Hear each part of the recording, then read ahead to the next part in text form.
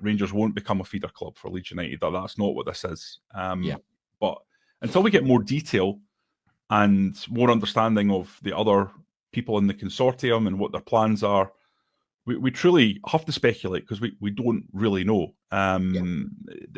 There's not enough information. Obviously, myself and Chris are speaking to people and trying to piece together the story as much as we can, but the information is incomplete until you have all sides. And I think as the days and weeks progress, we'll start to get that, Derek, and it will all start to become clearer, and we can give more of an informed opinion on it. But I have to say, my natural inclination on multi-clubs is to be quite negative about it. I think Rangers are a big enough club to start a multi-club themselves. It doesn't have to be huge clubs that you buy. You can go and buy a club in Australia. You can go and buy a club in America, in the lower leagues. You can go and buy a club in other countries, and where you target an opportunity without spending huge amounts of money. And I would not, as a traditionalist, like the idea of a truly big club like this being second in a chain. And I don't think that'll wash with a lot of Rangers fans. Now, some people will say, doesn't matter. Basically, it comes down to trophies. And if Hamzeg Aman scores 35 goals and Rangers win the title, the fact that he goes to Leeds United for 30 million at the end of that is neither here nor there. I think that's easy to say right now because of the position that the club are in right now. But down the line, once success comes back, the goalposts change. They always do. That's football. And I would be concerned about that, Derek. I think as long as the team are winning on the park, I don't think fans will be too sort of unhappy with it. I mean, look at Marinakis. He owns Olympiacos and Forest. Forest are having a blinder of a season, of course. Olympiacos, I'm not too sure they top of the league again down over there in Greece. I'm not keeping a close eye on that Greek league, but they're always at the top end fighting for the big honours in yes, that the division. top, Derek, 2 points clear of AEK. There you go. And actually seen a stat this morning that Rangers can't meet Olympiacos in the Europa League until the final.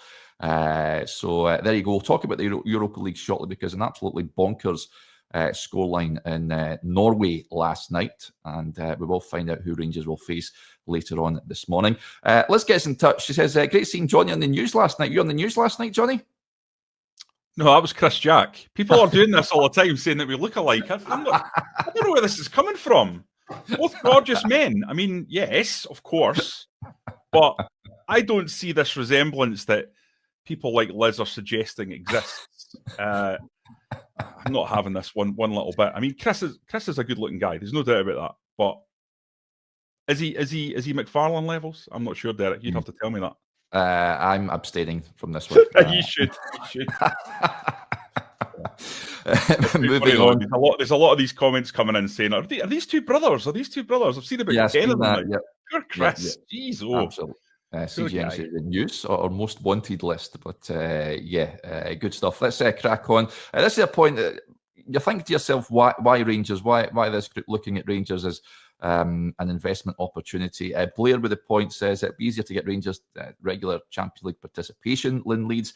I think that could be one of the major factors, Johnny, especially now that the Champions League has changed. There's more money swirling around, and all they have to do is get the better of Celtic, really, and then you're in there, negotiate a qualifier. I think it'll be from next season, and then you open yourself up to swaves of cash coming into the club.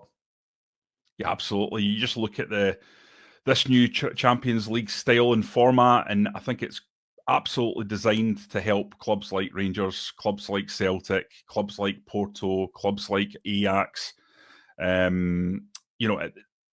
It's there to level the playing field, and I think it's absolutely done that. You looked at Celtic's fixtures in the Champions League this season, and I would say, without fear or favour, I think they were akin, if not weaker, than the fixtures Rangers faced. So I think there's a levelling of the playing field there that means that clubs from leagues that are less glamorous can genuinely do something in the league. You've seen Feyenoord get to the last 16 already. Celtic were pretty close, let's be honest. And I think it's a good thing. And for Rangers, the opportunity to get, once you get there, is absolutely massive.